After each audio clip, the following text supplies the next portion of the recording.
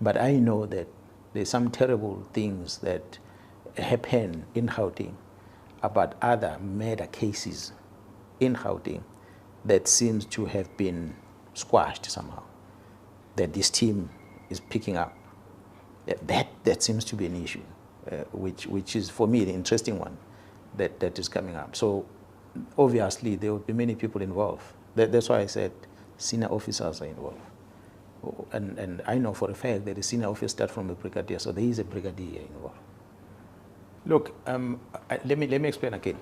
Where does it come from that Mkhwanazi starts speaking about people who are uncomfortable about the work that is done by the team from KZN? It is simple because there's someone who influenced the minister to write a letter to the National Commissioner to disband a task team that is deployed in KZN. Someone, who the person is, I wouldn't know. But there is someone who felt that if this team is part of this investigation, they're most likely going to see the end of this investigation. The best is to disband this team. So when you disband this team, those investigations they're busy with are going to fall away. It's against that context that I was making a reference to this. That there's someone somewhere who went and whispered to the minister. Because to me, it doesn't make sense that you're going to be told disband this. And this which you are told to disband operates here.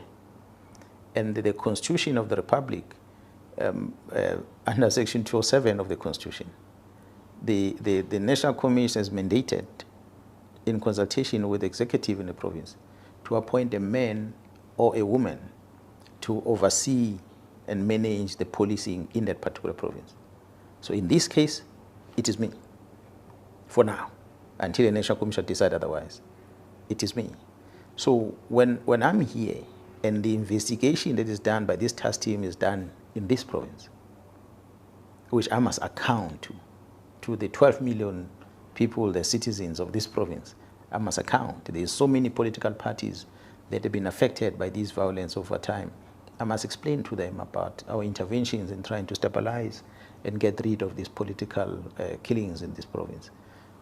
We're the only province where such a team had to be formed because we're the ones that have been killing a lot of politicians, unlike any other province. So that's why there was a focus on this, which was a directive from the president. So we're having this team working, and we've been briefing the previous ministers about it. And the previous minister has always been in the media about it. So to now hear, because the letter was not written to me, I saw it from the media, to hear that there is a letter which is written which says disband this thing. So the question I asked was, National Commissioner, are you aware of this? And the National Commissioner says, I'm on leave. I don't know anything about the letter.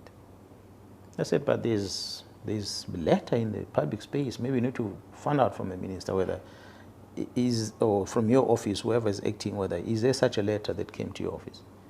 Because if the letter comes and says disband something, I feel that the least that must happen is that I must give it an opportunity to brief our principal on it. Then when they make the decision to disband, at least they're informed by what's happening on the ground. But if you make a decision somewhere and the person responsible for it have not been engaged, it then makes one wonder why. That's why then I'm saying someone came and whispered to the minister to close this, because this is investigating cases that might link either his associates or her associates or colleagues that he works with or she works with, or the high-profile people that the person might know outside the organization, or maybe a criminal syndicate out there that needs to be protected for whatever reason. So that's my conclusion. But the question is, who is the person that will have whispered to the minister and influenced the minister to sign a letter to disband the unit? And the timing of it, sign the letter now while the National Commission is on leave, so that it can be implemented. When the National Commission comes back from leave, this unit is disbanded. Those are the things that were question marks. So when I was talking against that. I said, There shouldn't be someone from the head office who's now going to try and influence the minister to destroy investigations that are happening against crime, which means as the team is investigating, they are not only dealing with what they see before them. If suddenly you see a letter like this that says the very same team that is busy must be disbanded, someone is fighting this team indirectly by using the authority of the executive to get rid of them so that they don't do anything further. So it is that what I was fighting for, and I'm still fighting for it. So if that puts a target on my back, it's a tough thing, because the very same members that are investigating, they've got a target on their back for sure, because they are doing the investigations. So I cannot then sit back when my members are working and don't want to be part of that risk that they are involved with. I must be able to understand what risk they have and be able to divert that risk away from them so they